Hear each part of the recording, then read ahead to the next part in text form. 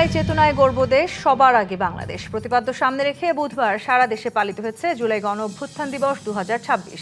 কোটা প্রথা নিপাত যাক, মেধাবীরা মুক্তি পাক, আমার সোনার বাংলায় বৈষম্যের ঠাঁই নাই, এরকম নানা স্লোগানের মধ্য দিয়ে 2 বছর আগে রাজপথ প্রকম্পিত করেছিল সাধারণ ছাত্র জনতার পাশাপাশি রাজনৈতিক দলগুলোর সহযোগী সংগঠনের নেতাকর্মীরা। আর সেই কম্পনের আঘাতে দুপুরের খাবার ফেলে জীবন বাঁচাতে গণভবন ছেড়ে ভারতে পালিয়ে যেতে বাধ্য হন শেখ হাসিনা।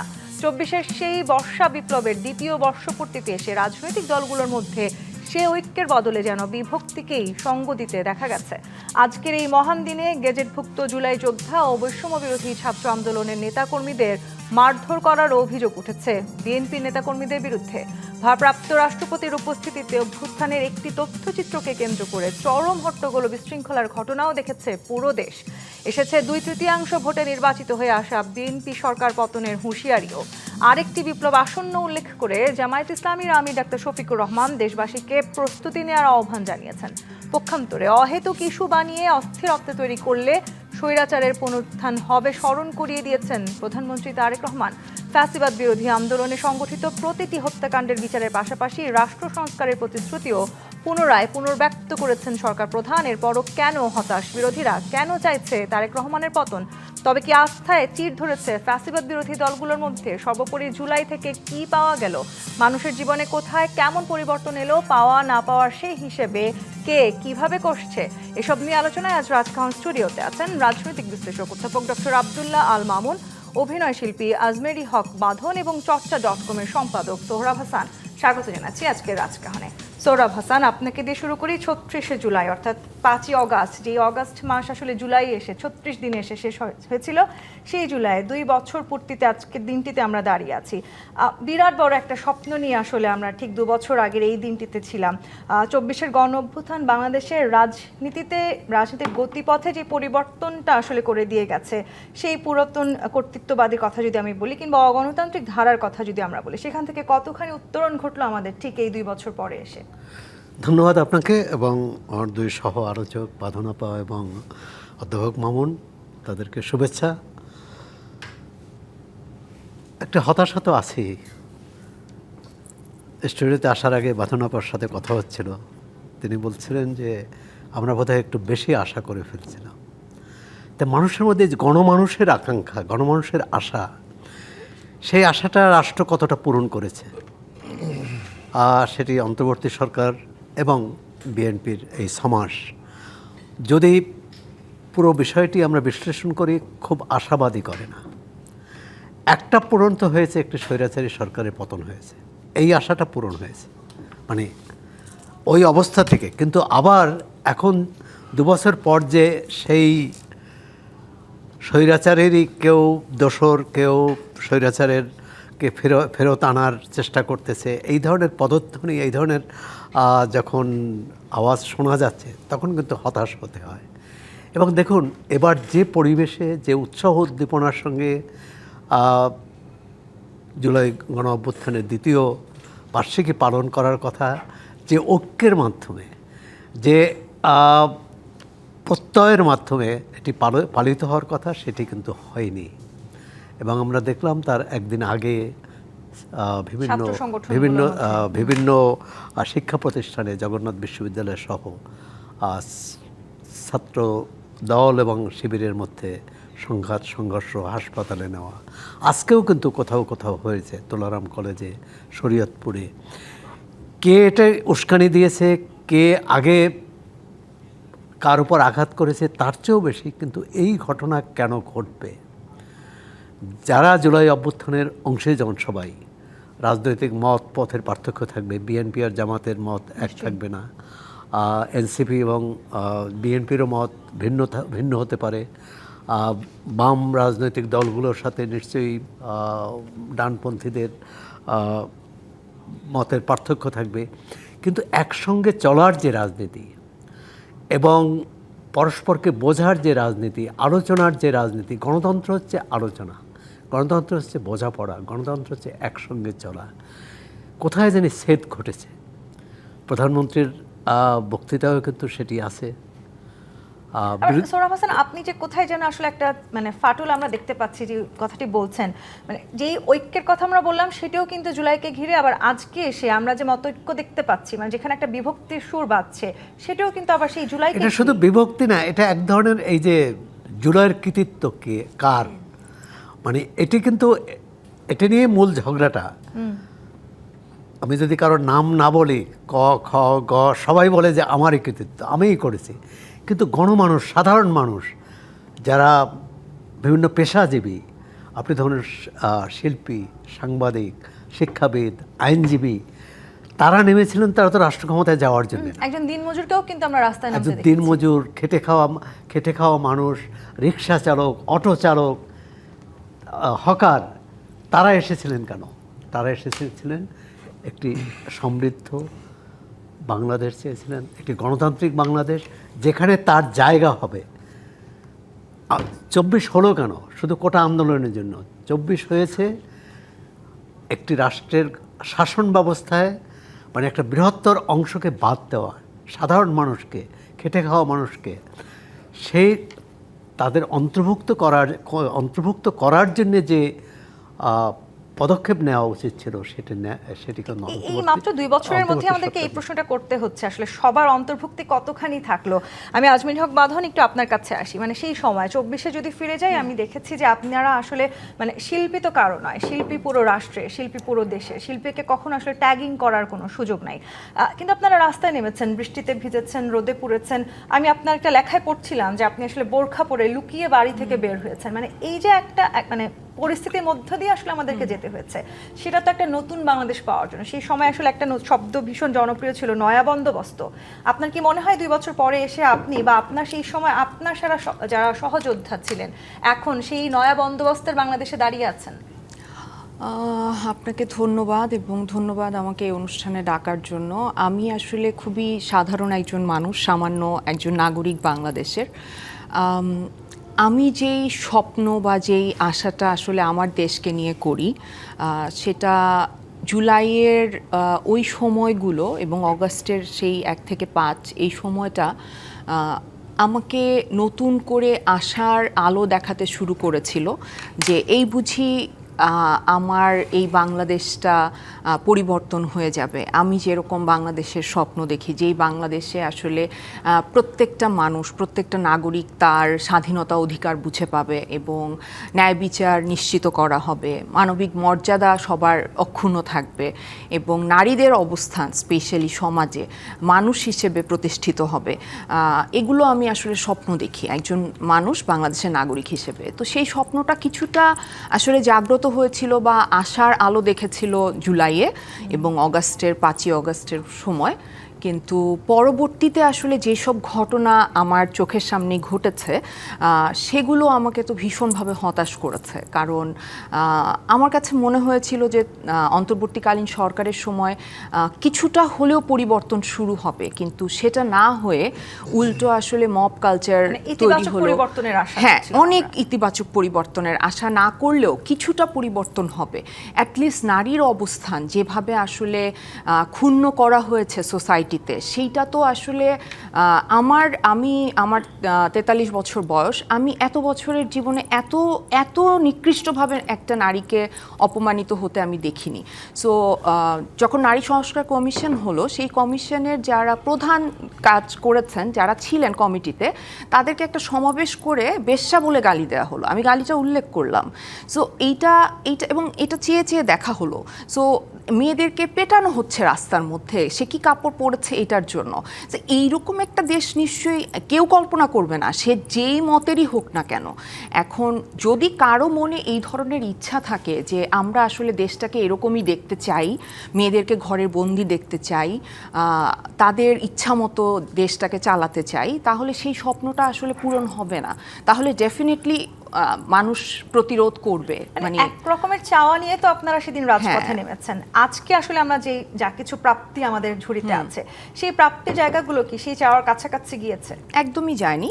একমাত্র যেটা পজিটিভ দিক সেটা হচ্ছে যে ইলেকশন হয়েছে একটা, যেই ইলেকশনটা আমরা এক ধরনের সুষ্ঠু নির্বাচন বলতে পারি। যদিও এখানে একটা বড় অংশ ইলেকশনে অংশগ্রহণ করতে পারেনি একটা বড় দল তাদের নিষেধাজ্ঞার কারণে। তো সেইটা যদি ইনক্লুসিভ আরও হতো, সেটা আরও সুষ্ঠু হতো বলে আমি মনে করি। তো তারপরও এইটুকু যে তারা করতে পেরেছেন সেটার জন্য আমি তাদের কাছে গ্রেটফুল। এখন আমাদের সব আসলে ভরসা হচ্ছে এই নির্বাচিত সরকার। তো তাদের প্রতি তো ডেফিনেটলি অনেক বেশি আমাদের আকাঙ্ক্ষা। তো দেখা যাক যে কতটুকু পূরণ হয় আসলে। মানে একটা দীর্ঘ সময় পরে আসলে আমরা অন্ততপক্ষে একটা গণতান্ত্রিক বাংলাদেশের হ্যাঁ, পথে পেয়েছি। যাত্রাটা শুরু করতে পেরেছি। অধ্যাপক ডক্টর আব্দুল্লাহ আল মামুন, আজকে নিশ্চয়ই আপনি রাষ্ট্রপতির যেই অনুষ্ঠান ছিল সেখানে যে ঘটনাটি ঘটেছে সেটি নিশ্চয়ই আপনি দেখেছেন। একটি ডকুমেন্টারি নিয়ে আসলে একটা ঘটনা ঘটলো এবং সেখানে রাষ্ট্রপতিকে আমরা আক্ষেপ করে বলতে শুনলাম যে সকালটা বেশ ভালো ছিল, বিকেলটা অনভিপ্রেত কাটলো। মানে জুলাইটাও কি আসলে 24শে জুলাইটা ভীষণ ভালো ছিল বাংলাদেশের জন্য, আজকে 26শে এসে আমরা এরকম অনভিপ্রেত ঘটনাগুলো কেন দেখছি? মানে কেন এই অনভিপ্রেত ঘটনাগুলো জন্ম হচ্ছে? ধন্যবাদ আপনাকে। আমার প্রথমেই যারা এই গণ আন্দোলনে জীবন দিয়ে আত্মহতি দিয়েছিল তাদের রুহের মাগফিরাত কামনা করছি, এবং একই সাথে যারা এখন অসুস্থ এবং বা অঙ্গহানি বা দৃষ্টিহীনতা নিয়ে বেঁচে আছেন তাদের প্রতি সমবেদনা জানাচ্ছি, এবং সমস্ত জুলাই যোদ্ধা ছিল তাদেরকে অভিনন্দন জানাচ্ছি এই অর্জনের জন্য। আসলে ওই পয়েন্টটাতে আগে যাই আমি, সেটা হচ্ছে যে আজকে সকালের যে অনুষ্ঠান, সেই অনুষ্ঠানে কয়েকটি বিষয়ে উল্লেখযোগ্য। সেটি হচ্ছে যে সকালে যে ডকুমেন্টারি প্রদর্শিত হয়েছে বা প্রাইম মিনিস্টার যেভাবে আমাদের সাবেক উপদেষ্টাকে সম্মান জানিয়েছিলেন এবং একইভাবে সকলের অংশগ্রহণ নিশ্চিত করার চেষ্টাও করা হয়েছে। আমি এখানে এনসিপিকে আমন্ত্রণের কথা বলছি। তো সব মিলিয়ে আসলেই সকালের পর্বটা ভালো ছিল। বিকেলের অনুষ্ঠানের পর্বে যেটা রাষ্ট্রপতি বলেছেন, আমার বক্তব্যটি সেরকম যে একটা ডকুমেন্টারি তৈরির সময় যেমন আবু সাঈদের যে ছবি থাকবে বা তার ভূমিকার একটা অংশ থাকবে, তেমনি বেগম খালেদা জিয়ারও থাকা উচিত। আমি আশা করি যেটা অনিচ্ছাকৃত একটি ভুল। আবার একই সাথে যখন বিদেশি অতিথিরা আছেন এবং এটা জাতীয় প্রোগ্রাম, আক্তার যেভাবে প্রতিবাদটা জানালো যে মঞ্চে গিয়ে কথা বলে সেটার প্রস্থান, সেটি না করে এখানে মব তৈরি করা বা যেভাবে বিদেশি অতিথিদের সামনে আমরা হট্টগোলটা হয়েছে, সেটা আবার হয়তো বা অন্যভাবে, আমি বলছি না যে সেটা একটা সহজাত হয়েছে, বাট সেটা অন্য প্রক্রিয়ায় হতে পারত। তো সব কিছু মিলে আমার মনে হয় যে ভবিষ্যতে এই ধরনের ডকুমেন্টারি প্রদর্শন বা অনুষ্ঠানের ক্ষেত্রে আরও সজাগ থাকতে হবে, কারণ জুলাই সবার এই কারণে বলছি। একটু আগে সোহরাব ভাই এবং আমাদের বাঁধনাপা যেটা বললেন যে জুলাইয়ের যে চেতনা বা আকাঙ্ক্ষা, আমি বাঁধনাপার শেষ অংশ দিয়ে শুরু করি যে নির্বাচিত সরকার এখন ক্ষমতায়, অন্তর্বর্তীকালীন সরকার ছিল, তাদের কাছে আমাদের প্রত্যাশা ছিল, কিন্তু উনি কয়েকটা ঘটনা উল্লেখ করেছেন, আমি তার ধারাবাহিকতা আর কয়েকটি বিষয় উল্লেখ করতে চাই। জুলাইকে যেরকম চেয়েছিলাম বা চেতনার যে জায়গাটা, সেটা অন্তর্বর্তীকালীন সরকারের সময় শুধুমাত্র নারীর লাঞ্ছনার কথা উনি বলেছেন, কিন্তু একই সাথে না, উনি শুধু নারীদের বঞ্চনার কথা বলেন। আমি আরো কিছু যোগ করছি যে আমি কয়েকটা বেশি যোগ করি আরো। সেটা হচ্ছে যে দেখেন, অন্তর্বর্তীকালীন সরকার যখন ক্ষমতায় আসলো, রাজনৈতিক স্থিতিশীলতা একটা বড় আমাদের দাবি ছিল এবং একটা নির্বাচন হয়েছে, একটা গণতান্ত্রিক সরকার, এবং আর্গুয়েবলি বাংলাদেশে একটা সেরা নির্বাচন মাধ্যমেই এই সরকার ক্ষমতায় এসে, সেটি নিয়ে আমরা অবশ্যই ইউনূস সরকারকে কৃতজ্ঞতা জানাই। কিন্তু একই সাথে এই যে স্থিতিশীলতার দিকে বাংলাদেশ যাওয়ার কথা ছিল, প্রগতির দিকে যাওয়ার কথা ছিল, মত প্রকাশের স্বাধীনতার দিকে যাওয়ার কথা ছিল, মানবিক মূল্যবোধের দিকে যাওয়ার কথা ছিল, সেটা কিন্তু আমি শব্দটা ব্যবহার করতে বাধ্য হচ্ছি, সেটা ভুলণ্ঠিত হয়েছে। নারীদের বিষয়টা একটা বিষয়, ভাষার ব্যবহার যদি আমরা দেখি বা যেভাবে রাষ্ট্র কার্য পরিচালিত হয়েছে, আপনি যেহেতু বিশ্ববিদ্যালয়ের শিক্ষক, এটা আমাকে বলতেই হচ্ছে, বিশ্ববিদ্যালয়গুলোতে আমরা যে ধরনের ভাষার ব্যবহার হতে দেখি, এবং এবারে আমি সমাজবিজ্ঞান পড়াই এবং এখন ডেভেলপমেন্ট ইকোনমিক্সও পড়াই, বাট আমি কল্পনাও করিনি যে আমার শিক্ষার্থীদের মুখ থেকে ভাষার এরকম বের হবে এবং সেটা পোস্ট হবে, লেখালেখি হবে এবং স্লোগানে পরিণত হবে। এটা মানে নিন্দনীয়, এখনও ধিক্কার জানাবো। সমস্যাটা হচ্ছে যে যে জায়গাটা থেকে শুরু হলো, এই যে প্রত্যেকটা আন্দোলনের একটা পরিসমাপ্তি থাকে এবং তারপরে নতুন ফেজের উদ্ভব হয়। আপনি একটা আন্দোলন করেছেন, আন্দোলনের সফলতাটা সবাই মিলে করে, এখন সেই আন্দোলনের সফলতায় যদি আপনি মনে করেন যে 10 তলা থেকে আপনি লাভ দিবেন, এই পরিমাপটা করতে ভুল হয়ে গেছে। প্রধানমন্ত্রী কিন্তু স্পষ্টভাবে বলেছেন যে এই আন্দোলন আসলে বাংলাদেশের আমি ওইটাতে যাবো আমি এতে। দ্বিতীয় হচ্ছে যে দেখেন কেন এই সমস্যাটা, সৌরভ একটা ব্যাখ্যা দেওয়ার চেষ্টা করেছেন যে কেন এরকম হচ্ছে। সেটা হচ্ছে যে বিপ্লবের যে ক্রেডিট, সেটা একটা মীমাংসিত বিষয় আমি মনে করি। এখন আজকে প্রধানমন্ত্রী তার বক্তব্যে যখনই ওনাকে কেউ জুলাই যোদ্ধা বানানোর চেষ্টা করেছে, 1 নম্বর ব্যক্তি বানানোর চেষ্টা করেছেন, বরাবরই এটা অস্বীকার করেছেন। এবং মোটা দাগে বিএনপি সিনিয়র নেতৃবৃন্দর বক্তব্য যদি শুনেন আপনি, সেটা বারবারই তারা বলছে যে এটা জনগণের আন্দোলন ছিল, সবার আন্দোলন। এটা যেমনটা সৌরভ ভাই বললেন যে কৃষক, জেলে, তাঁতি, মজুর, অভিনেতা, অভিনেত্রী, শিক্ষক, রাজনীতিবিদ, সবার আন্দোলন। কিন্তু তখন স্বাধীনতা যুদ্ধের মতো ব্যবসা করে যেমন একটি দল রাজনৈতিক ক্ষমতায় আঁকড়ে থেকে ফেসিবাদের দিকে গেছে, অন্য আরেকটি দল চেষ্টা করেছে জুলাইকে দ্বিতীয় স্বাধীনতা বানিয়ে নতুন জন্মের ডেফিনেশন তৈরি করে, বিদেশ থেকে বুদ্ধিজীবী আমদানি করে, অর্থ খরচ করে, অনলাইনে বট বাহিনী তৈরি করে নতুন ন্যারেটিভ তৈরি করতে। এটা হলো প্রথম পর্ব। আবার ক্রেডিট নেবার চেষ্টা করলে আসলে কি হয় সেটা না, কিন্তু আমরা বিগত 16-17 দ্বিতীয় বছরে পর্বটা দেখেছি। বলি আমি, সৌরভ ভাই আশা করবো যে এই বিষয়ে আরো বেশি রিফ্লেক্ট করবেন। এবং এখন যখন বলা হচ্ছে যে কেন এই চেঞ্জগুলো হচ্ছে, একটা জিনিস খেয়াল রাখতে হবে। আমি একটা দায়িত্ব নিয়ে একটা কথা বলি যে শিক্ষাক্ষেত্রে বা বাংলাদেশের বিভিন্ন বিশ্ববিদ্যালয়গুলোতে প্রথম দিকেই ভাইস চ্যান্সেলর নিয়োগ দেওয়া হয়েছিল, ট্রেজারার প্রভিসি নিয়োগ দেওয়া হয়েছিল। এই সরকার এসে কিন্তু সেটা পরিবর্তন করেছে।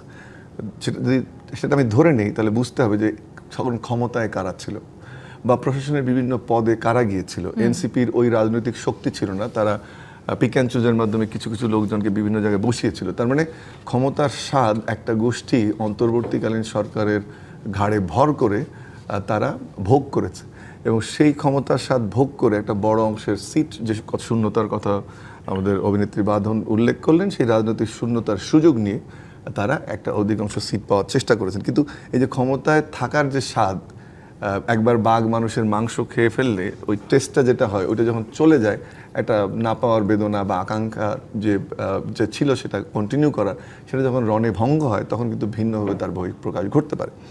শুধুমাত্র এই যে জুলাইয়ের ক্রেডিট নেওয়া বা আজকে যে বিভিন্ন ক্যাম্পাসে সৌরভ ভাই উল্লেখ করলেন যে বিভিন্ন কর্মকাণ্ড হচ্ছে, সংঘর্ষ হচ্ছে, সেটা কিন্তু তারই একটি অংশ। এটা আমি বললাম যে নিয়োগ এবং সরকারের ক্ষমতায় থাকা। দ্বিতীয় বিষয়টি উল্লেখ করতে চাই যে ক্যাম্পাসে গত কয়েকদিনে যেটা ঘটছে, কোনোভাবেই এটি কাম্য নয়। কিন্তু একই সাথে মাথায় রাখতে হবে যে ক্যাম্পাসগুলো যখন ছাত্রলীগ শূন্য হয়, তখন একটি সংগঠন সেই হলগুলো বা ক্যাম্পাসগুলোর দখল নেওয়ার চেষ্টা করছে। সে ভালো কাজ মন্দ কাজ, সে ইলেকশনগুলোর ডিবেটে আমি যাব না, কিন্তু তখন অর্থাৎ ক্ষমতাসীন দলের যে ছাত্র সংগঠন, ছাত্রদল যেমন তখন একটা বিভিন্ন ক্লাব, বিভিন্ন রকম সংগঠনের নামে হল পরিচালিত হয়েছে। ঢাকা বিশ্ববিদ্যালয়ে আমি তখন একটি হলের দায়িত্বে ছিলাম, প্রভোস্ট স্ট্যান্ডিং কমিটির আমি তখন কনভেনার ছিলাম। সেটা আমি সচক্ষে দেখেছি যে শৃঙ্খলা পরিষদ গঠিত হয়ে গেল প্রথম 2-3 দিনের মধ্যে, এবং সেই শৃঙ্খলা পরিষদের পরে আমরা দেখেছি, তার মানে আমি যেটা বোঝাতে চাচ্ছি, সবাই আস্বাদনের চেষ্টা করেছে, এবং সেখানে যখন এক ধরনের একটু শেষ করে নিই, সেখানে ছেদ পড়েছে, সেটা কিন্তু একটা কারণ হিসেবে আমাদেরকে মাথায় রাখতে হবে। মাত্র 5.5 মাস বা 6 মাস যদি ধরে নিই একটা সরকার এবং একটা বিরোধী দলের নেতা, আমার ধারণা যে পরিবেশে এখন সংসদে ডিবেট হচ্ছে, অংশগ্রহণ করছে, সংসদের প্রসিডিং নিয়ে খুব বেশি অবজারভেশন কারো থাকবে বলে আমার মনে হয় না। কিন্তু যখন এই ধরনের বক্তব্য আসে তখন সেটি দুঃখজনক। নিশ্চয়ই, মানে এটা আসলে এক ধরনের কর্তৃত্বের দাবি থেকে শুরু হয়ে সেটা কথার লড়াই এসে ঠেকেছে। আজমির হক বাঁধন, আপনার কাছে একটা প্রশ্ন রেখে আমি বিরতিতে যেতে চাই। আপনি বা সেই সময় আপনারা তিনজনই আসলে 36শে জুলাইয়ের পক্ষে কাজ করেছেন। কোনো কিছু পাওয়ার আশায় কি আসলে করেছিলেন, কিংবা জুলাই কার সেই প্রশ্ন কখনো মানে আমাদেরকে করতে হবে এরকম কথাও কি আপনারা ভেবেছিলেন কিনা সেই সময়টাতে? ফিরে আসবো জি25 ইস্পাত নিবেদিত রাজকাহন থেকে একটি বিরতি নিয়ে ফিরছি, সাথেই থাকুন। জি25 ইস্পাত নিবেদিত রাজকাহন দেখছেন। আজমেরি হক বাঁধন, যে প্রশ্ন রেখে বিরতিতে গিয়েছিলাম, কর্তৃত্বের দাবি থেকে শুরু করে এখন আমরা দেখছি কথার লড়াই, মানে যেই সময়টাতে অর্থাৎ 24-এ যেই সময়টাতে আপনারা রাজপথে ছিলেন, তখন কি আসলে কোনো কিছু পাবার আশায় রাজপথে ছিলেন? আমরা তো একটা স্বৈরাচারী সরকারের ওই শাসন আমল থেকে মুক্ত হওয়ার জন্য এই চাওয়াটা ছিল যে এই শাসন ব্যবস্থাটা আসলে এইখান থেকে বের হওয়া দরকার। যে ব্যক্তি কোনো স্বার্থে কোনো কিছু চাওয়ার ছিল কিনা? ব্যক্তি স্বার্থে আমি ওই যে পরিবর্তিত যে বাংলাদেশটা দেখতে চাই, বিকজ আমি খুব বেশি, ভাইয়াও বলছিলেন যে আমি নারীদের ব্যাপারেই বলছি, আমি এখনও সেই জায়গায় আসি। আমার একটা মেয়ে সন্তান আছে, সো আমি আমার দেশটাকে তো আসলে এই জায়গায় দেখতে চাই না। সো আমার কাছে মনে হয়েছিল যে এই পরিবর্তনটার মাধ্যমে, এই চেঞ্জটার মাধ্যমে হয়তো একটা পরিবর্তনের আভাস বা আশার আলোটা আমরা দেখতে পাবো, বাট সেরকম কিছু আমরা পাই না। নারীদের নিয়ে যেহেতু কথা বলেন, আপনাকে তো কতবার মবের শিকার হতে হয়েছে, ট্যাগিং এর শিকার হতে হয়েছে, একবার আপনি ফ্যাসিস্ট হলেন, একবার র হলেন, একবার আসলে সিআইএ, মোসাদ, কি মানে আমি জানি না, বাট আমি এত ভারী প্রোগ্রামে কথা বলাটা ঠিক হবে কিনা, তারপর আমি বলছি যে ব্যক্তিগত যেই কারণে আমরা নেমেছি বলে সবাই কে বলা হয়েছে, বলে থাকে আর কি, সেটা হচ্ছে যে আমরা প্রচুর ডলার পেয়েছি। সো এই ডলারগুলো কোথায় আছে সেটা আমি একটু জানতে চাই। মেবি ইলন মাস্কের কাছে আছে, উনি হয়তো নিয়ে মঙ্গল গ্রহে চলে গেছে টাকাগুলো। সো ওই টাকাগুলোর জন্য হয়তো আমরা নেমেছিলাম, কারণ যারা রাস্তায় নামিনি তারা এই কথাটা বলতে পারবে। কারণ হচ্ছে কি যে আমি রাস্তায় যখন ছিলাম আমি দেখেছি যে একটা গৃহিণী তার কোলের বাচ্চা নিয়ে রাস্তায় এসেছে। সে কোন টাকার লোভে এসেছে আমি জানি না। একটা সবজিওয়ালা মামাকে আমি দেখেছি, সে আমার সাথে হেঁটেছে। আমি একটা মাদ্রাসার ছেলেকে আমার পাশে মিছিল করতে দেখেছি, এবং আমি তখন শার্ট প্যান্ট পরা, তখন আমার সাথে তার কোনো কনফ্লিক্ট হয় নাই। কিন্তু কি এমন হয়ে গেল হঠাৎ করে আমার শিল্প সংস্কৃতির সাথে ধর্মকে মুখোমুখি দাঁড় করানো হয়ে গেল? কেন আমার আচার আচরণের সাথে আমার ধর্মীয় অনুশাসনকে মুখোমুখি দাঁড় করানো হলো? আবার 24 গণঅভ্যুত্থান পরবর্তী সময় আপনারা কাজও পাচ্ছেন না শিল্পীরা, এরকম একটাও অভিযোগ আছে। কাজ অনেক ওভারঅল কমে গিয়েছিল। 24-এর পর 25 পর্যন্ত মিডিয়াতে ওভারঅল কাজ কম ছিল। এবং আমাদের এটা আরেকটা আবার বাস্তবতা, সেটা হচ্ছে যে মানে আমাদের বয়সী নারীদের আবার ক্যারেক্টার পাওয়ার সুযোগ কম। মানে এখানে এটা যেহেতু মেল ডমিনেটিং একটা ইন্ডাস্ট্রি, এখানে হচ্ছে যেই নারীরা আসলে অলংকার হিসেবে কাজ করতে পারবেন তাদের জন্য জায়গা আছে, কিন্তু যখনই সে 30 বা 40 ক্রস করবে তখন আসলে তার জন্য ক্যারেক্টার ওভাবে নাই। সো ওই অর্থে কাজ আসলে কারোই ছিল না। আর অনেকে আছেন যারা ট্যাগিংয়ের শিকার হয়েছেন, এবং যেহেতু তারা একটা রাজনৈতিক দলের সাপোর্টার, তাদের নানান ধরনের প্রতিবন্ধকতার মধ্যে দিয়ে আসলে যেতে হয়েছে। এটা আপনি কি কখনো রাজনৈতিক কোনো দলের সাথে যুক্ত হওয়ার কথা ভেবেছেন 24-এর গণঅভ্যুত্থানের পরবর্তী সময়ে বা সেই সময়টাতে? না, আমি যখন 2018-তে আওয়ামী লীগের হয়ে প্রচারণা করেছি তখন আমার মনে হতো যে মেবি আমি পলিটিক্সে জয়েন করতে চাই, কিন্তু তখন আমি খুব ক্লোজ ছিলাম তারানা হালিমের সাথে, সো যাকে আমি ভীষণ ভালোবাসি এবং শ্রদ্ধা করি। সো তাকে আমি দেখেছি যে কিভাবে আসলে সে মানে কি বলবো ট্রিটেড হয়েছে তার দল থেকে। তো তখন আমার মনে হয়েছে যে আসলে আমি যেই রকম স্বাধীনচেতা, আমি আসলে খুব একটা কারো আন্ডারে থাকতে পারবো না। মানে যখন আমরা যেই দল করি বা আমরা যা বিশ্বাস করি, আমরা অন্ধের মতো যখন সেইটাই বলতে থাকি, সেইটা আমার কাছে মনে হয় যে সবচাইতে বেশি আসলে মানে পরাধীন একটা জীবন। সেখান থেকে আমরা পরিবর্তনটা চেয়েছিলাম। সৌরভ হাসান, আপনার কাছে আসি। জামায়াতের আমির বলেছেন যে আরেকটি বিপ্লব আসন্ন, দেশবাসীকে প্রস্তুতির তিনি আহ্বানও জানিয়েছেন। মানে 2 বছরের মধ্যে আরেকটা বিপ্লব সত্যি কি আসন্ন? আচ্ছা, তার আগে বলি, আমি বাঁধনাপার সাথে যুক্ত কিছুটা যোগ করি। সেটা হচ্ছে, আপনি বলছিলেন যে কী পরিবর্তন চেয়েছিলেন, নিজে কী চেয়েছিলেন? অবস্থার পরিবর্তন। আগে ভয়ের পরিবেশ ছিল, অভয়ের পরিবেশ থাকবে। আগে অন্যায় ছিল, ন্যায় প্রতিষ্ঠা হবে। আগে দমনপীড়ন ছিল, দমনপীড়ন থেকে মুক্ত থাকবে এবং সমতা থাকবে। নারী হিসেবে কাউকে নিগৃহীত করা হবে না, সংখ্যালঘু হিসেবে কাউকে অপমান করা হবে না, এবং একটা সুস্থ সমাজ চাই। সমাজেরই আকাঙ্ক্ষা ছিল সবাই যারা আন্দোলনে যোগ দিয়েছে, প্রত্যক্ষ বা পরোক্ষভাবে সবারই প্রত্যাশা ছিল এটি। 2 বছর পর এই হিসেব নিকেশ কিন্তু আসছে যে সত্যিই আমরা কতটা পরিবর্তন করতে পেরেছি। দ্বিতীয় যে জামাতের আমির বলেছেন, আসলে আমাদের রাজনৈতিক নেতারা সভা মঞ্চে ময়দানে অনেক কথা বলেন কর্মীদের উজ্জীবিত করার জন্যে, যে প্রতিদিনই বিপ্লব হয়। এটা তো মনে হবে যেন আজকে 6 মাসে অনেকবার কিন্তু বিপ্লবের কথা বলা হয়েছে, এবং আগামী 4.5 বছরও বলা হবে এরকম। সুতরাং এটি নিয়ে আমি খুব শঙ্কিত না যে এই বিপ্লব কবে হবে। বাংলাদেশে নির্বাচিত অনির্বাচিত সরকারকে ফেলা কিন্তু কঠিন। শেখ হাসিনার বিরুদ্ধে আন্দোলন হয়েছে 13 সাল থেকে, মানে তাকে সেটার পরিণতি পেয়েছে 24 সালে। তো সুতরাং আজকে যদি জামাত ইসলামী এই সরকারের বিরুদ্ধে আন্দোলন শুরু করে, তাহলে অন্তত 4.5 বছর অপেক্ষা করতে হবে। আর আমরা চাই কি, 24-এ গণঅভ্যুত্থানের পর আর কোনো গণঅভ্যুত্থান চাই না। হ্যাঁ, বিএনপি যদি খারাপ করে, জামাত ইসলামী বা যারা বিরোধী দলে আছে তারা বিএনপির ভুল ত্রুটি নিয়ে জনগণের কাছে যাবে, তারা সমর্থন পেয়ে আরেকটা নির্বাচনের মাধ্যমে ক্ষমতায় আসবে। না হলে কি হবে, এই যে এতগুলো মানুষের আবার এই 1400 বা 800 লোক জীবন দিবে, আবার গণঅভ্যুত্থান হবে, আবার অর্থনীতি ধ্বংস হবে, আবার সব কিছু অচল হবে। এই মুহূর্তে মানুষের জনজীবনের সমস্যা কি? সমস্যা জ্বালানি সংকট, গ্যাস সংকট, সমস্যা বেকারত্ব, সমস্যা কলকারখানা বন্ধ হয়ে যাওয়া। এটা নিয়ে কিন্তু বিরোধী দল কথা বলছে না। সরকারি দল একটাই থাকতে পারে, তারা সমস্যাটা আড়াল করতে চায়। বিরোধী দল কেন চাইবে? আজকে 2 বছরে তো বিরোধী দলের উচিত ছিল যে সরকার, এই বিরোধী দল গত 6 মাসে সরকার কী করেছে বা কী করতে না পেরেছে সেটি জনগণের সামনে তুলে ধরা, আইনশৃঙ্খলা পরিস্থিতি এটা তুলে ধরা।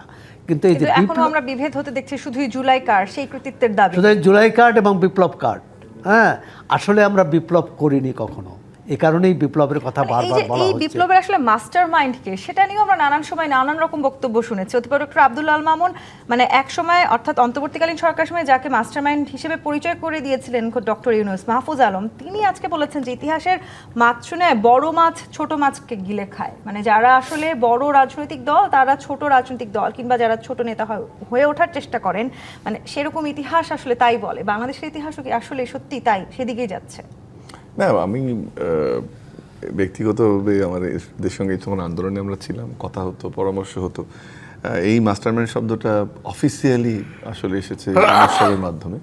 আমি স্যারের প্রতি শ্রদ্ধা রেখে বলি যে ওনার আন্দোলনে থাকার শারীরিক অবস্থা ছিল কিনা, কিন্তু মানসিকভাবে তো উনি আন্দোলনে ছিলেন না। হ্যাঁ, উনি অনেক দুঃখ কষ্টের মধ্যে দিয়ে গেছেন, নির্যাতনের মধ্যে দিয়ে গেছেন, কিন্তু এটা ঠিক যে এই আন্দোলনে আমাদের শিক্ষার্থীরা নেতৃত্ব দিয়েছিল। এবং এখন যে স্টোরিগুলো রিভিল করছে বা যেগুলো আমরা শুনতে পাচ্ছি, সেখানে কিন্তু একেবারেই পানির মতো পরিষ্কার যে বিএনপি প্রধান দল হিসেবে ভূমিকা রেখেছে, এখানে জামাত ইসলামের অবদান রয়েছে। কিন্তু সামন থেকে নেতৃত্ব তখন শিক্ষার্থীরা দিলেও সব রাজনৈতিক দলের সাথে তাদের যোগাযোগ ছিল, পেশাজীবীদের সঙ্গে যোগাযোগ ছিল, একটা ঐক্য ছিল।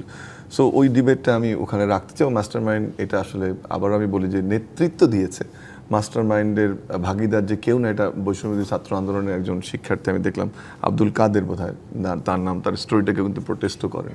ওটা একটা ফ্যাক্ট, একজনের লেখাকে আমি বলছি না, বাট আমি বলছি যে রিয়াকশন বা এটা এর অপোজিট স্টেটমেন্ট আমরা দেখিনি। মাস্টার মাইন্ডের বাইরে গিয়ে যে আর একটা যে জিনিসটা যে ক্রেডিট নেওয়ার চেষ্টা করছে, সেখানে আমি আরেকটা বিষয় একটু যোগ করতে চাই যে সৌরভ ভাই যেমন বললেন যে এখন দেশের সমস্যাটা কি, আওয়ামী লীগ একটা একেবারে অর্থনীতি ধ্বংস করেছে, সামাজিক অস্থিতিশীলতা তৈরি করেছে, বৈষম্য বেড়েছে, ইনইকুয়ালিটি বেড়েছে। সেই জায়গা থেকে একটা নির্বাচিত সরকারের প্রথম দায়িত্ব কি? তার আগে বলে নিই যে অবশ্যই যে জুলাই সনদ বিএনপি স্বাক্ষর করেছে, আমরা চাই যে সেই জুলাই সনদ বিএনপি বাস্তবায়ন করবে, কিন্তু সেটা কি পলিটিক্যাল প্রায়োরিটি কি আগে আসবে, নাকি সমাজ পুনর্নির্মাণ, অর্থনীতি বিনির্মাণ, সামাজিক স্থিতিশীলতা বা অভিনেত্রী বাঁধন বা আপনি যেন স্বাধীনতা নিয়ে, শালীনতা নিয়ে আপনার যে ধরনের পোশাক পরার ইচ্ছা আপনি সেটি পরবেন, আপনি অন্য আরেকজনের যেটা পোশাক পরা ইচ্ছে, উনি যেমন বলছিলেন যে মাদ্রাসার শিক্ষার্থী আমার পাশে ছিল কিন্তু আমি প্যান্ট শার্ট পরাচ্ছিলাম, আমরা তো তেমনটাই দেখতে ছিলাম। এর চেয়ে বেশি তো কিছু চাওয়া ছিল না যখন আমরা জুলাই আন্দোলনে ছিলাম। এখন আসি যে সরকার এই জুলাইয়ের চেতনাকে ধারণ করছে কিনা, যে জায়গাটাতে হ্যাঁ আমি সংস্কারের দিকে যাব, কিন্তু তার আগে আমার অর্থনীতি বিনির্মাণ, সামাজিক স্বস্তি আনাটা গুরুত্বপূর্ণ। কয়েকটা কর্মসূচি যদিও বারবার এই আলোচনাগুলো এসছে, কিন্তু আজকে মনে হয় সে কথাটা বলা জরুরি। 6 মাসে এই সরকার যেভাবে করার চেষ্টা করছে, আমি বলছি না যে কোনো ভুল ত্রুটি হচ্ছে না, অবশ্যই আমরা যেভাবে চাচ্ছি অথবা সেভাবে হচ্ছে না, কিন্তু সরকারের যে উদ্যোগগুলো, সেটা সামাজিক সেফটিনেট প্রোগ্রাম, যেটাকে আমরা সোশ্যাল সেফটিনেট প্রোগ্রাম, সেইগুলো সামনে নিয়েছে। ফ্যামিলি কার্ড বলি, ফার্মার্স কার্ড বলি, ইমামের কথা বলি, পরিচ্ছন্নতা কর্মীর কথা বলি, একই সাথে যাদের জন্য একটু 30 সেকেন্ড, যাদের জন্য যারা যে কারণে আন্দোলনটা হলো, এমপ্লয়মেন্টের জন্য বা বেকারত্বের জন্য, বৈষম্যের জন্য, চাকরি ক্ষেত্রে, সেখানে সরকারের উদ্যোগগুলো আপনি দেখেন। এবারে উদ্যোক্তা তৈরির জন্য 1300 কোটি টাকা সরকার বাজেট রেখেছে, স্টার্ট আপ ফান্ড এবং সৃজনশীল অর্থনীতি 800 কোটি টাকা, দক্ষতা বৃদ্ধির কথা বলা হচ্ছে, থার্ড ল্যাঙ্গুয়েজের কথা বলা হচ্ছে, শিক্ষা লোন চালু হয়েছে, বিদেশ যাওয়ার জন্য তরুণদের টাকা দেওয়ার কথা বলা হচ্ছে, বিশ্ববিদ্যালয়গুলোতে আলাদা ফান্ডিং করা হচ্ছে, রিসার্চ ফান্ডিং ইনক্রিজ করা হচ্ছে। এটা তো একটা প্রসেস। এখন এই প্রসেসের এই প্রসেস তো তরুণ কেন্দ্রিক, তরুণদের যে রাজনৈতিক স্বপ্ন, আমি বলছি না যে এটা বাস্তবায়ন হবে না, কিন্তু তরুণদের যে প্রধান স্বপ্ন, যে তরুণটা হয়তো বা মাঠে নেমেছিল একটা চাকরির জন্য বা অর্থনৈতিক, না অবশ্যই, কিন্তু অর্থনৈতিক মুক্তির জন্য আপনি তো সেই জায়গাটায় কাজ করার সময় দিতে হবে। অভিযোগটা তো আসলে সব রাজনৈতিক দলের বিপক্ষেই আমরা পাচ্ছি এই 2 বছরে, সেটি যেমন বিএনপির পক্ষে আছে, তেমনি আসলে আমরা দেখছি যে জামায়াত ইসলামী কিংবা এনসিপির বিরুদ্ধেও আছে, সেটি হোক দুর্নীতি কিংবা ক্ষমতার অপব্যবহার। কেউই আসলে ক্ষমতার অপব্যবহার থেকে নিজেদেরকে দূরে রাখতে পারছে না কেন? এই প্রশ্নের উত্তর নিব জিপিএইচ ইস্পাত নিবেদিত রাজখান থেকে। আরেকটি বিরতি নিয়ে ফিরছি, সাথেই থাকুন। জিপিএইচ ইস্পাত নিবেদিত রাজখান দেখছেন যে দুর্নীতি, ক্ষমতার অপব্যবহারের অভিযোগ উঠছে সব রাজনৈতিক দলের বিরুদ্ধে। সেই পরিবর্তনটাও তো আমরা দেখতে চেয়েছিলাম। এরকম রাজনৈতিক প্রতিহিংসা, এরকম ক্ষমতার অপব্যবহার, রাজনৈতিক দলগুলো নেতাদের দুর্নীতি থেকেও তো বেরিয়ে আসতে চেয়েছিলাম, সেটি কতখানি পেয়েছি? দেখুন, মাঝখানে যে সময়টা অন্তর্বর্তীকালীন সরকারের সময় সবচেয়ে বড় ধাক্কাটা ওই সময় আমরা খেয়েছি এই দুর্নীতির ক্ষেত্রে। সেটা ডক্টর ইউনূসকেও আমরা কাঠগড়ায় দাঁড় করাতে পারি, তার ব্যক্তিগত বিভিন্ন সুযোগ সুবিধা নিয়ে, বিভিন্ন উপদেষ্টাদের নামে যেমন অভিযোগ রয়েছে, একই সাথে যাদেরকে নিয়ে আমরা নতুন পথ চলার স্বপ্ন দেখেছিলাম, আমরা নয়া বন্দোবস্তের কথা আপনি কয়েকবার উচ্চারণ করেছেন, সেই বন্দোবস্ত তো ওখানেই ধাক্কা খেয়েছে। যখন রাতারাতি চেহারা সুরত পাল্টাতে দেখি, ড্রেস পাল্টাতে দেখি, গাড়ি পাল্টাতে দেখি, আমি এখন একটা সরকারি প্রতিষ্ঠানের দায়িত্ব পালন করছি, সেটা অসম্ভব, ইম্পসিবল। যে স্যালারি আমি পাই, যে সুযোগ সুবিধা, এটাতে আমার ওই গাড়ি মেনটেন করা, ওই ড্রেস পরা, ওই শু পরা, এটা অসম্ভব। তাহলে প্রথম ধাক্কাটা কি হলো? ঠিক আছে, ধরে নিলাম যে বিএনপি আওয়ামী লীগ একটা সময় যে সরকার চালিয়েছে, দুর্নীতির অভিযোগ আছে, বা কারো কারো নেতাকর্মীদের বিরুদ্ধে এক্সটর্শনের অভিযোগ রয়েছে, চাঁদাবাজি অভিযোগ রয়েছে, অনেক কিছু আছে। সেটার পরিবর্তন তো আমরা দেখতে চেয়েছিলাম এই জুলাইয়ের পরে যাদের হাতে নেতৃত্ব দিলাম। এখন আমারই শিক্ষার্থী যে জুলাই আন্দোলন করতো, একদম অন্যতম একজন নেতা, তাকে যখন দেখি যে আমার পাশে আমার ওয়াইফ এবং আমার চাকরির টাকায় আমি যে বাসায় থাকি, পরের দিন যখন তাকে দেখি 1 মাস পরে যে সে ওই বাসা ভাড়া নিচ্ছে 73,000 টাকা দিয়ে, তখন তো একটা বড় প্রশ্ন মনে জাগে। সেটা তো আমার অ্যাপার্টমেন্টে হয়েছে, আমি দায়িত্ব নিয়ে বলছি আপনাকে। তো সেটা তো ওখান থেকে শুরু হলো। এখন যদি বন্দোবস্তটা এমন থাকতো যে কোনো ধরনের কোনো সুযোগ সুবিধা ইউনূস সাহেব নিল না, অন্তর্বর্তীকালীন সরকারের উপদেষ্টারা নিল না, বৈষম্যবিরোধী ছাত্র আন্দোলন যারা নেতৃত্ব দিয়েছে তারা নিল না, তখন কিন্তু আজকে বিএনপির ছোটখাটো বা আগের অভ্যাসকে আমি প্রশ্ন করতে একটা পারতাম। অনাস্থা তৈরি হয়েছে। একটা অনাস্থার জায়গাটা আসার কথা আছে, সেটা হচ্ছে হ্যাঁ, রাজনৈতিক পরিবর্তন বা আমরা বলি চেঞ্জ ম্যানেজমেন্ট বিজনেসে, সেই পরিবর্তনের একটা সময় দিতে হয়। এটা হয়তো বা মনে হচ্ছে পুরো পলিটিক্যাল স্টেটমেন্ট। আপনি যদি এখন আমাদের না যদি প্রাইম মিনিস্টার আচার আচরণগুলো দেখেন, ওনার যেসব নতুন সংস্কৃতি উনি বিনির্মাণের চেষ্টা করছেন, আমি আশাবাদী সেটা এখন চুয়ে চুয়ে পড়বে নিচের দিকে। আমার বিশ্বাস যে পরিবর্তন আসবে। মানে আপোষ করার জন্য প্রতিনিয়ত এক ধরনের চাপ তৈরি করা হচ্ছে বিরোধী রাজনৈতিক দলগুলো, এখন সেই কথা বলছে। মানে আপনারা যারা জুলাইয়ের সময় যোদ্ধা হিসেবে কাজ করেছেন, রাজপথে ছিলেন, আপনাদের সাথে কি কখনো এই আপোষের মানে জায়গাটি এসছে রাজনৈতিক দলের সাথে? সেই আপোষ কি আপনারা করেছেন? আমি তো কারোর সাথে করি নাই। এখন আমি জানি না যে অন্যরা কেউ করেছে কিনা। মানে আমাকে বলা হয়েছে যে আমাদেরকে সবাই টাকা দিচ্ছে, আমাদেরকে সবাই চাইছে, সবাই সব দলে টানছে, এরকম আমি কিছু ফেস করি নাই। হ্যাঁ, ডেফিনেটলি আমাকে নানান জায়গা থেকে নানান রকমের বলা হয়েছে যে এই জায়গাগুলোতে আমি চাইলে আমার কন্ট্রিবিউশন আমি করতে পারি। সেটা আমি বিনয়ের সাথে আসলে বলেছি যে আমি করতে চাই না, আমি সেই জায়গাগুলো থেকে নিজেকে দূরে রেখেছি। এই রাজনৈতিক পরিবর্তনটা স্বপ্ন দেখেছেন, সেই পরিবর্তনটা আসলে এখন বাস্তবায়ন কতটুকু হতে দেখছেন? আমি দেখছি না। শুধু ভাইয়া যেটা বললেন যে আমাদের যিনি প্রধানমন্ত্রী আছেন তার আচরণে, আমি এটা ভাইয়াকেও আমাদের শোয়ের আগে বলছিলাম যে সে যেই মানবিক মানুষটা হয়ে বাংলাদেশে ফেরত এসেছেন, আমরা কি আসলে রেডি কি না এইরকম একজন মানুষের সরকারের আন্ডারে থাকার মতো? আমাদের যে মাইন্ডসেট, আমাদের মাইন্ডসেট হচ্ছে আমরা দুর্নীতি করব, আমাদের মাইন্ডসেট হচ্ছে আমরা হানাহানি করব, আমরা মব করব। আমরা এরকম একটা ঘটনা ঘটেছে, সাকিব আল হাসানের মাগুরার বাড়িতে হামলা হয়েছে। মানে এগুলো আমাদের মানে আমাদের ভেতরে রন্ধ্রে রন্ধ্রে চলে আসছে, এবং এইটা অনেকে মানে দাবি করে বলে যে এটা 24-এর পর হয়েছে, কিন্তু 24-এর পর এটা তো নিশ্চয়ই 24-এর পর যে বাচ্চাগুলো জন্মেছে তারা এসে করছে না। এটা তো আসলে বহু বছরের বপন করা বীজ, যেগুলো আসলে এখন প্রকাশ্যে আসছে। কিন্তু এই বীজগুলো কি কারা বপন করে? যারা ক্ষমতায় থাকে, কারণ তারা ক্ষমতাকে জিইয়ে রাখতে চায়। সো আমার কাছে মনে হয় যে এই জিইয়ে রাখার ক্ষমতার এই প্র্যাকটিস থেকে আমাদের দেশের মানুষকে বেরিয়ে আসতে হবে। এই যে ক্ষমতার প্র্যাকটিসের কথা বলছিলেন আজমির হক বাঁধন, কিংবা আজকে স্বরাষ্ট্রমন্ত্রী যেটি বলেছেন যে জুলাই কার, এই দ্বন্দ্বে যদি আসলে আমরা ঢুকি, জুলাই আসলে কারোই হবে না। জুলাইয়ের পরে তো আসলে আমাদের বাংলাদেশে এই দ্বন্দ্ব হবার কথা ছিল না, বা বাংলাদেশে বেঁচে আছে সেটাই একটা আনন্দের খবর হওয়ার কথা ছিল। আমাদের তো যা হওয়ার কথা না তা হয়, আর যা হওয়ার কথা সেটা হয় না। সুতরাং আমাদের রাজনীতির সমাজ, আমরা রাজনৈতিক পরিবর্তনের কথা বলছি, সংস্কারের কথা বলছি, রাষ্ট্র সংস্কারের কথা বলছি, সমাজ সংস্কারটা হয়েছে। সমাজটা হচ্ছে আসল, এবং সেটা পরিবার থেকে হতে হবে, ব্যক্তি থেকে হতে হবে। যেখানে যেখানে বনলতা এক্সপ্রেস দেখানো বন্ধ করার জন্যে কেউ মাস্তানি করবে না, কেউ সেটা বন্ধ করবে না। 2 বছর পরে আজকে এসেও আমাদেরকে মব দেখতে হচ্ছে, মানে আজকের দিনটিতেও কি মব দেখার কথা ছিল বাংলাদেশে? যেমন ধরুন এই যে আজকের সাকিব আল হাসান, আমাদের একজন খেলোয়াড়, শ্রেষ্ঠ খেলোয়াড়, তিনি আওয়ামী লীগের দালাল, বা তিনি আওয়ামী লীগ করেছেন, তার অপরাধ, তিনি দেশের বাইরে চলে গেছেন, তাকে আমরা খেলতে দেশে ফেরত আনিনি। তিনি কোথায় কোন বক্তৃতা দিয়েছেন সেটার জন্য তার বাড়ি ভাঙতে হবে? বাড়ি কি দোষ করেছে? আপনি তাকে আনলে তার বিচার করেন, তার বাড়িতেও তার বাবার, তার মার বা তার স্বজনের, তার মানে এই যে হচ্ছে এটা কি, এটা হচ্ছে যে আইন নিজের হাতে তুলে নেওয়া। অর্থাৎ তিনি অন্যায় করেছেন, সেটা আমি আইনের কাছে গেলাম না, আমি পুলিশের কাছে গেলাম না, আমি কী বলে বিচারের দাবি করলাম না, আমি নিজে বিচারটা করলাম। এরকম বিচার অন্তর্বর্তী সরকারের সময় অনেক হয়েছে। বিচারের নামে অবিচার, বিচারের নামে ক্ষমতা দেখানো, বিশেষ করে নারী ও সে সংখ্যালঘুদের উপর। মানে আমরা তো ন্যায়ভিত্তিক একটা সমাজ চেয়েছিলাম। গণতন্ত্র মানে কিন্তু ন্যায্যতা, প্রতিটি মানুষের মানবিক মর্যাদা থাকবে। কিন্তু আমাদের সমাজে এই 2024-এর পর অনেক ক্ষেত্রে অনেক পরিবর্তন হয়েছে, একটা ভালো নির্বাচন পেয়েছি, নির্বাচিত সরকার পেয়েছি, কিন্তু সামাজিক যে অবক্ষয়, সামাজিক যে বৈষম্যটা, সেটা কিন্তু বেড়েছে। সেই দায়টাও কি আসলে সবাইকেই নিতে হবে বলে আপনার মনে হয় কিনা? একদম ছোট করে, মানে শুধু সরকারি দল না, এদেশে একজন নাগরিক হিসেবে আমারও নিতে হবে। আমি এটা ঠেকাতে পারিনি, আমি এটা প্রতিরোধ করতে পারিনি। তো অন্যায় যে সহে আর অন্যায় যে রহে, তব ঘৃণা তব সমভাবে দহে।